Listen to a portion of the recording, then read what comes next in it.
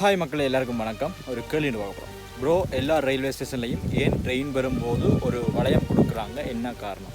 இப்போ எல்லா railway ஸ்டேஷன்லையும் train வரைக்குள்ள station master அந்த ட்ரெயின் டிரைவர்கிட்டையோ அப்படியே ஏஎல்பிட்டையோ ஒரு வளையம் ஒன்று கொடுப்பார். அது என்னென்னு பார்த்தா அந்த வளையத்துக்கு பேர் அனுமதி வளையம். இதான் டோக்கன் அப்படின்னு சொல்லுவோம். சரி, இந்த டோக்கன் எதுக்கு ட்ரெயினுக்கு கொடுக்குறாங்கன்னு சொன்னால், இந்த சிங்கிள் லைன் ட்ராக்கில் இந்த ட்ரெயின் போகலாம் அப்படின்றத அனுமதிக்கிற ஒரு அடையாளம் தான் இந்த அனுமதி வளையம். பெரும்பாலும் சிங்கிள் லைன் ட்ராக் உள்ள இடங்கள்ல தான் இந்த அனுமதி வளையம் அப்படின்றது பயன்படுத்தப்படுது. ஸ்டேஷன் மாஸ்டர் ட்ரெயின் டிரைவர்கிட்டையோ அப்படி ஏஎல்பிட்டையோ இந்த டோக்கனை கொடுப்பார். அவர்கள் இங்கே பெற்றுக்கொண்ட அந்த டோக்கனை அடுத்த ஸ்டேஷனில் கொடுப்பாங்க.